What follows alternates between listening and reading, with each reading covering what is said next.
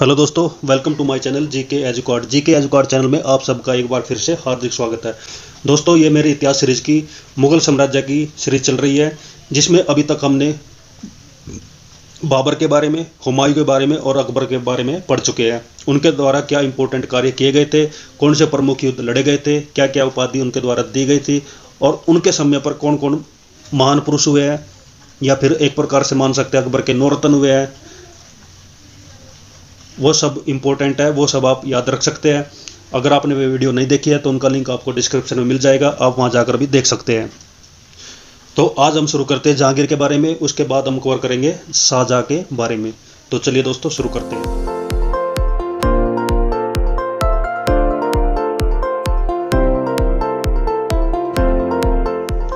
तो जहांगीर ने मुगल साम्राज्य पर 1605 ईस्वी से लेकर 1627 ईस्वी तक शासन किया।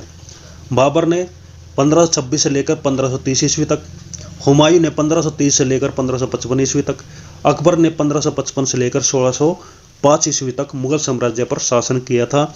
उसके बाद जहांगीर, जो अकबर के पुत्र होते हैं, जिनको सलीम के नाम से भी जाना जाता है, सलीम अनारकली की कहानी आपने सुनी होगी, वही सलीम यहाँ पर, उसी सलीम के बारे में अभी हम पढ़ेंगे, जिसको जहांगीर के नाम से जाना जाता है। 1605 ईस्वी से लेकर 1627 ईस्वी तक इसने मुगल साम्राज्य पर शासन किया था। चलो इसके बारे में पढ़ लेते हैं। तो अकबर के उत्तराधिकारी होते सलीम, जो 24 अक्टूबर 1605 ईस्वी में नूरुद्दीन मोहम्मद जहांगीर बादशाही गाजी की उपाधि धारण करके गद्दी पर बैठते हैं।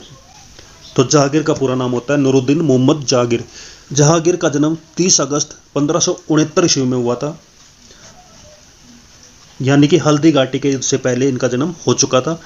अकबर ने अपने पुत्र का नाम सलीम सुफ्ती संत शेख सलीम चिश्ती के नाम पर रखा था। तो शेख सलीम चिश्ती किसके समय पर थे? अकबर के समय पर, जिनके नाम पर उसने अपने पुत्र का नाम सलीम रखा था। जहांगीर को न्याय की जंजीर के लिए याद किया जाता है। यह जंजीर सोने की बनी थी। आगरा के किले के शाहबुर्ज एवं यमुना तट पर स्थित पत्थर के खंभे में लगवाई हुई थी। तो जहांगीर को न्याय की जंजीर के लिए याद किया जाता है, क्योंकि उसकी जंजीर जो थी वो सोने की बनी हुई थी, जो कि आगरा के किले के नज़दीक पत्थर के खंभे पर उसको लगवाया हुआ था। जहांगीर के द्वारा शुरू की गई तुजुक-ए जहांगीरी नामक आत्मकथा को पूरा करने का श्रेय किसको जाता है? मोतीबिंद खान को। जहांगीर की जो बायोग्राफी लिखी गई थी उसका नाम था तुजुक-ए जहांगीरी, जिसको पूरा किसने कराया था? मोतबिंद खान ने। जहांगीर के सबसे बड़े पुत्र खुसरो ने 1606 ईस्वी में अपने पिता के विरुद्ध विद्रोह किया था।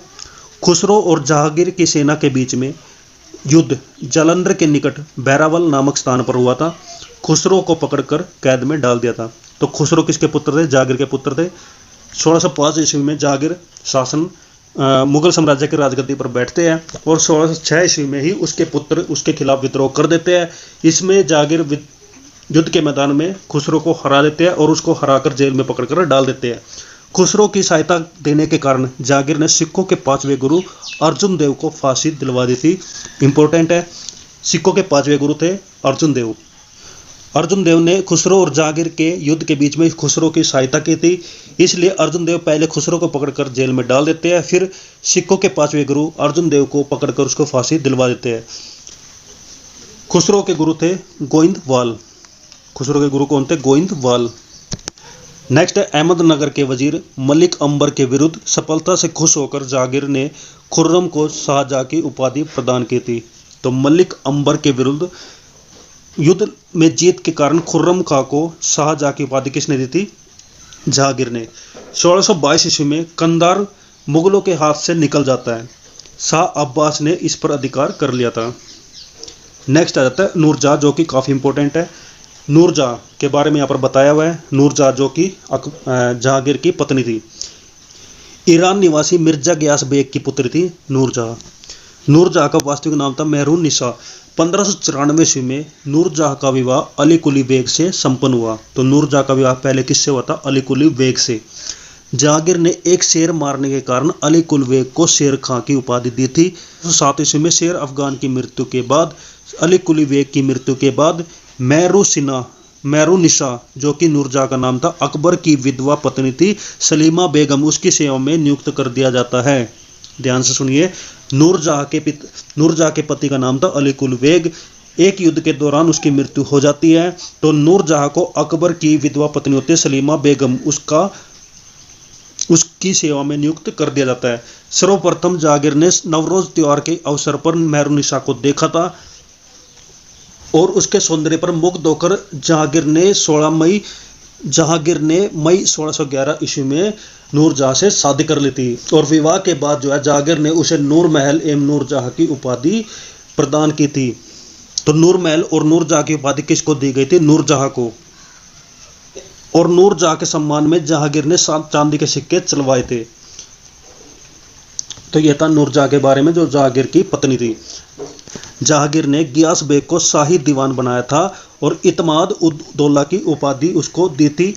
जहांगीर के शासनकाल में ईरानियों को उच्च पद प्राप्त हुए थे। नेक्स्ट है लाडली बेगम शेर अफगान एवं मेहरुन्निसा की पुत्री थी, जिसकी शादी जहांगीर के पुत्र शहरयार के साथ हुई थी। नूरजहाँ की मां का नाम असमत बेगम था और उसने गुलाब से इत्र निकालने की विधि खोजी थी। मेवत खान ने झेलम नदी के तट पर 1626 ईस्वी में जहांगीर, नूरजहाँ एवं उसके भाई आसफ खान को बंदी बना लिया था। किसके कहने पर? जहांगीर के पुत्र थे शाहजहां, जिसके बारे में हम आगे पढ़ेंगे। उसके कहने पर महावत खान ने जहांगीर को, उसकी पत्नी नूरजहाँ को और उसके भाई आसफ खान को बंदी बना लिया था। जहांगीर के 5 पुत्र हुए थे, खुसरो, परवेज, खुर्रम, शहरयार और जहादार। ये 5 पुत्र थे। जहांगीर के 28 अक्टूबर 1627 ईस्वी को भीमवार नामक स्थान पर जहांगीर की मृत्यु हो गई थी। उसने शाहदरा लाहौर में रावी नदी के किनारे दफनाया गया था। मुगल चित्रकला अपने चरम उत्कर्ष पर जहांगीर के शासनकाल में हुई थी। तो चित्रकला किसके शासनकाल में उच्च सीमा पर थी? जहांगीर के शासनकाल में। जहांगीर के दरबार में प्रमुख चित्रकार थे आगा राजा, अबुल हसन, मोहम्मद नासिर, मोहम्मद मुराद, उस्ताद मंसूर, विशन दास, मनोहर एवं गोवर्धन, फारूक बेग और दौलत। ये प्रमुख चित्रकार थे जो जहांगीर के दरबार में रहते थे। तो कुछ खास इंपॉर्टेंट नहीं है, आगे चलते हैं। नेक्स्ट है जहांगीर ने आगा राजा के नेतृत्व में, आगा राजा जो जहांगीर के दरबार में प्रमुख चित्रकार थे, उनके नेतृत्व में आगरा में एक चित्रणशाला स्थापित की है। हमजा नामा जो है एक विषय चित्रकला है। उस्ताद मंसूर और अबुल हसन को जहांगीर ने क्रमशः नादिर उल अस और नादिर रुज्मा की उपाधि प्रदान की है। तो उस्ताद मंसूर को नादिर उल अस और अबुल हसन को नादिर उजमा की उपाधि प्रदान की। इसने संस्कृत के कवि जगन्नाथ को पंडित राज की उपाधि दी थी। तो इंपॉर्टेंट हो जाता है। संस्कृत के कवि थे जगन्नाथ, उनको पंडित राज की उपाधि किसने दी थी? जहांगीर ने। जहांगीर ने अपनी आत्मकथा में लिखा है कोई भी चित्र, चाहे वह किसी मृतिक व्यक्ति या फिर जीवित व्यक्ति के द्वारा बनाया गया हो, मैं देखते ही तुरंत बता सकता हूं कि यह किस चित्रकार की कृति है। यह किसी चेहरे पर आंख किसी एक चित्रकार ने बनाई हो और वो किसी और ने बनाई हो, तो भी मैं यह जान लेता हूं कि आंख किसने बनाई है और वो किसने बनाई है। यानी जहांगीर ने अपने इस टैलेंट को अपनी आत्मकथा में लिखा है। जहांगीर के समय को चित्रकला का स्वर्णकाल कहा जाता है। इंपॉर्टेंट है। चित्रकला का स्वर्णकाल किसके समय पर माना जाता है? जहांगीर के समय पर, क्योंकि वह चित्रकला को प्रमुख स्थान देता था। नेक्स्ट है इतमाद उद दौला का मकबरा 1626 ईस्वी में नूरजहाँ बेगम ने बनवाया था। मुगल कालीन वास्तुकला के अंतर्गत निर्मित यह प्रथम ऐसी इमारत है जो पूर्ण रूप से वेदांग सफेद संगमरमर से निर्मित है। सर्वप्रथम इसी इमारत में पित्रादुरा नामक जड़ाऊ का काम किया गया है। तो इमातुद्दौला मकबरा जो है नूरजहाँ बेगम के द्वारा बनवाया गया है। और ये कब बनवाया गया था? 1626 ईस्वी में। ये इंपॉर्टेंट हो जाता है। यह पूर्ण रूप से बेदाग है। यह पूर्ण रूप से बेदाग सफेद संगमरमर के पत्थर से बनी हुई है और इस पे पित्रदुरा नामक जड़ाऊ का काम किया गया है। पित्रादुरा हुआ कि ऐसे कलरफुल स्टोन्स जो कि पॉलिश किए गए हैं, उनसे यह मकबरा निर्मित किया गया है। अशोक के कौशाम्बी स्तंभ पर समुद्रगुप्त की प्रयाग प्रशस्ति और जहांगीर का लेख उत्कीर्ण है। तो अशोका कौशाम्बी स्तंभ लेख है जिस पर समुद्रगुप्त की प्रयाग प्रशस्ति मिलती है और जहांगीर के लेख मिलते हैं। जहांगीर के मकबरे का निर्माण नूरजहां ने करवाया था। तो मुगल शासनकाल में जितने भी शासक हुए हैं उनके जो मकबरे बने हैं वो किसने बनवाए थे, ये सब इंपॉर्टेंट हो जाते हैं। तो आपको ये सब याद रखना जरूरी है। नेक्स्ट है, जहांगीर के शासनकाल में captain Hawkins, sir Thomas Roe, William Finch, Edward Terry जैसे यूरोपीय यात्री आए थे। तो कैप्टन हॉकिंस किसके शासनकाल में आए थे? जहांगीर के शासनकाल में। ये भी आपके लिए इंपॉर्टेंट है। तो ये था जहांगीर के बारे में, जिसने मुगल सल्तनत पर 1605 ईस्वी से लेकर 1627 ईस्वी तक शासन किया, जिनकी पत्नी थी नूरजहां। और जहांगीर के समय को चित्रकला का स्वर्णकाल माना जाता है। और कुछ प्रमुख व्यक्तियों के नाम इसमें दिए गए हैं जो आप एक बार इस वीडियो को देखकर रिवाइज कर सकते हैं। अब हम शुरू करते हैं शाहजहां के बारे में। शाहजहां जो कि मुगल शासनकाल के चौथे राजा थे, जहांगीर के पुत्र थे, वो 1627 ईस्वी में शासन पर बैठते हैं और 1657 ईस्वी तक यानी लगभग 30 साल तक मुगल शासनकाल पर शासन करते हैं। तो जहांगीर के बाद सिंहासन पर शाहजहां बैठते हैं। जोधपुर के शासक थे मोटा राजा उदय सिंह। उनकी पुत्री जगत गोसाई से खुर्रम यानी कि शाहजहां का जन्म हुआ था। और कहाँ पर हुआ था? लाहौर में हुआ था। और कब हुआ था? 5 जनवरी 1592 ईस्वी में। ये कुछ खास इंपॉर्टेंट नहीं है। नेक्स्ट चलते हैं।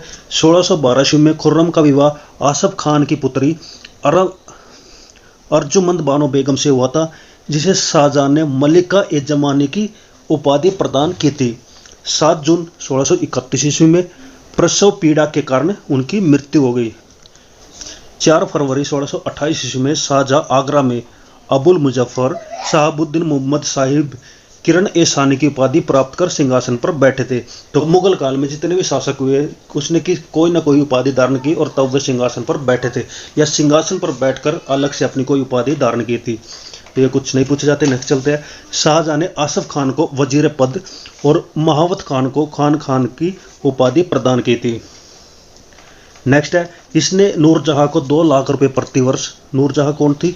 नूरजहां जहांगीर की पत्नी थी और इस शाहजहां की सौतेली मां थी, जिसको शाहजहां ने 2 लाख रुपए प्रति वर्ष की पेंशन देकर लाहौर जाने दिया और जहां 1645 ईस्वी में नूरजहां की मृत्यु हो गई। अपनी बेगम मुमताज महल की याद में शाहजहां ने ताजमहल का निर्माण आगरा में उसकी कब्र के ऊपर करवाया था। तो ये इंपॉर्टेंट हो जाता है। शाहजहां की पत्नी थी मुमताज महल। उसकी याद में, उसके मरने के बाद उसकी याद में शाहजहां ने ताजमहल का निर्माण करवाया था। तो क्वेश्चन पूछा जा सकता है कि ताजमहल का निर्माण किस शासक ने करवाया था? उस्ताद ईसा ने ताजमहल की रूपरेखा तैयार की थी। किसने? उस्ताद ईसा ने। ताजमहल का निर्माण करवाने वाला मुख्य स्थापत्य कलाकार थे उस्ताद अहमद लाहौरी। मयूर सिंहासन का निर्माण शाहजहां ने करवाया था। Very important. मयूर सिंहासन का निर्माण शाहजहां ने करवाया था। पीकॉक थ्रोन भी इसको बोल सकते हैं। इसका मुख्य कलाकार बेबादल खान थे। बादशाह के सिंहासन के पीछे पित्रा दुरा के जड़ाऊ काम की एक श्रृंखला बनाई गई थी, जिससे पौराणिक यूनानी देवता हार्पियस को वीणा बजाते हुए चित्रित किया गया है। तो ये मयूर सिंहासन के बारे में था। नेक्स्ट देखते हैं। शाहजहां के शासनकाल को स्थापत्य का स्वर्ण युग कहा जाता था। इंपॉर्टेंट है। नेक्स्ट है यहाँ पर शाहजहां के द्वारा बनाई गई प्रमुख इमारतें। उसमें आ जाता है दिल्ली का लाल किला। याद रखना, दिल्ली के लाल किले का निर्माण शाहजहां ने कराया था, लेकिन आगरा के लाल किले का निर्माण किसने करवाया था? अकबर ने। और जामा मस्जिद जो कि दिल्ली के अंदर ही है, उसका निर्माण किसने करवाया था? अकबर ने। और हमने और भी पढ़े थे, जैसे हुमायूं का मकबरा है, उसका निर्माण भी अकबर ने कराया था। फतेहपुर सिकरी का शाही महल और लाहौर और इलाहाबाद के किले का निर्माण अकबर ने कराया था। तो ये लास्ट वीडियो में आप देख सकते हैं, उसमें मैंने ये सब बताया है। अब यहाँ पर देखते हैं शाहजहां के द्वारा कौन सी इमारतें बनाई गई। दिल्ली का लाल किला, दीवाने आम दीवाने खास जो कि कहाँ पर है? सिकरी में। दिल्ली की जामा मस्जिद, आगरा का मोती मस्जिद और ताजमहल और लाहौर किला का निर्माण भी। ताजमहल, लाहौर किले स्थित शीश महल का निर्माण शाहजहां के द्वारा करवाया गया था। तो आपको दोनों कंपेयर करने होंगे, अकबर के द्वारा बनाए गए प्रमुख कृतियाँ और शाहजहां के द्वारा बनाए गए प्रमुख इमारतें, ताकि आप कंफ्यूज ना हो। तो यहाँ पर ध्यान दीजिए, हुमायूं का जो मकबरा है वो किसने बनवाया था? अकबर ने बनवाया था। और बताया जाता है कि इस हुमायूं के मकबरे के ऊपर ही ताजमहल का निर्माण शाहजहां के द्वारा करवाया गया था। शाहजहां ने 1632 ईस्वी में अहमदनगर को मुगल साम्राज्य में मिला लिया था। शाहजहां ने 1638 ईस्वी में अपनी राजधानी को आगरा से दिल्ली लाने के लिए यमुना नदी के दाहिने तट पर शाहजहाबाद की नींव डाली थी। तो शाहजहाबाद जो यमुना नदी के दाहिने तट पर है, उसकी नींव किसने डाली थी? शाहजहां ने। आगरा के जामा मस्जिद का निर्माण शाहजहां की पुत्री जहांआरा ने करवाया था। तो आगरा में भी जामा मस्जिद है जिसका निर्माण शाहजहां की पुत्री ने करवाया था, लेकिन दिल्ली की जामा मस्जिद का निर्माण किसने करवाया था? शाहजहां ने। नेक्स्ट आ जाता है, शाहजहां के दरबार के प्रमुख चित्रकार थे मोहम्मद फकीर और मीर हासिम। ये आप याद रख सकते हैं। शाहजहां के दरबार में वसिंदर मिश्र, हरि नारायण मिश्र नाम के 2 संस्कृत कवि थे। कुछ खास इंपॉर्टेंट नहीं है, आगे देखते हैं। शाहजहां ने संगीतज्ञ लाल खान को गुण समुद्र की उपाधि दी थी और संगीतज्ञ जगन्नाथ जो कि हिंदी के भी कवि थे, उनको महाकवि राय की उपाधि से सम्मानित किया था। आगे देखते हैं। शाहजहां के पुत्र जो थे उनमें था दारा शिकोह जो सर्वाधिक विद्वान था। इसने भगवद गीता, योगशिष्ट, उपनिषद, रामायण का अनुवाद फारसी में करवाया था। किसने कराया था? शाहजहां ने। इसने सर्रे-ए-अकबर नाम से उपनिषदों का अनुवाद भी करवाया था। तो उपनिषदों का अनुवाद फारसी में करवाया था और उनका नाम क्या रखा था? सर्रे-अकबर। दारा शिकोह जो है कादरी सिलसिले के मुल्ला साहब बदख्शी का शिष्य था। आगे देखते हैं। शाहजहां ने दिल्ली में कॉलेज का निर्माण करवाया था और दारुल बका नामक कॉलेज की मरम्मत भी कराई थी। आगे देखते हैं। सितंबर 1657 ईस्वी में शाहजहां के गंभीर रूप से बीमार पड़ने पर और मृत्यु का अफवाह फैलाने के कारण उनके पुत्रों के बीच में उत्तराधिकारी के युद्ध का प्रारंभ हो गया। यानी कि 1657 ईस्वी में शाहजहां बीमार पड़ गए हैं तो उनकी मृत्यु हो सकती है, ये सुनकर उनके पुत्रों के बीच में आपस में विवाद शुरू हो गया, उनके बीच में युद्ध शुरू हो गया। उस समय जो है शुजा बंगाल के, मुराद गुजरात के और औरंगजेब दक्कन के शासक थे।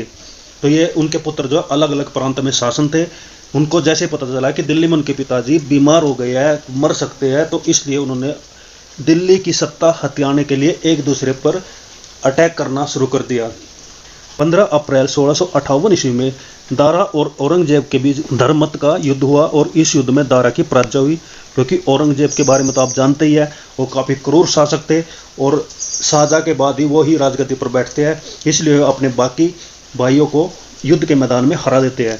सामूगढ़ का युद्ध 29 मई 1658 ईस्वी को दारा और औरंगजेब के बीच में होता है। इस युद्ध में भी दारा की हार होती है। उत्तराधिकारी का अंतिम युद्ध जो है देवराय की घाटी में मार्च 1659 ईस्वी में होता है। इस युद्ध में दारा के परास्त होने पर इस्लाम धर्म की अवहेलना करने के अपराध में 30 अगस्त 1659 ईस्वी में ही दारा की हत्या कर दी गई। दारा शिकोह ने अपना निर्वासित जीवन अलवर के कंगनवाड़ी जिले में बिताया था। इस किले का निर्माण जय सिंह द्वितीय ने कराया था। नेक्स्ट आ जाता है, शाह बुलंद इकबाल के रूप में दारा शिकोह को जाना जाता है। तो दारा शिकोह को शाह बुलंद इकबाल के नाम से भी जाना जाता है। 8 जून 1658 ईस्वी को औरंगजेब ने शाहजहां को बंदी बना लिया था। आगरा के किले में अपने कैदी जीवन के 8वें वर्ष यानी कि 22 जनवरी 1666 ईस्वी को 74 वर्ष की अवस्था में शाहजहां की मृत्यु हो जाती है और फिर शासन शुरू होता है औरंगजेब का, जिसको हम नेक्स्ट वीडियो में कवर करेंगे। तो दोस्तों आज के वीडियो में बस इतना ही। बाबर, हुमायूं, अकबर और उसके बाद शाहजहां के बारे में हम पढ़ चुके हैं। आप एक बार इन सब का रिवीजन करिए ताकि आपको अच्छे से याद हो सके। तो बेस्ट ऑफ लक सभी को। थैंक यू दोस्तों। जय हिंद, जय भारत, वंदे मातरम।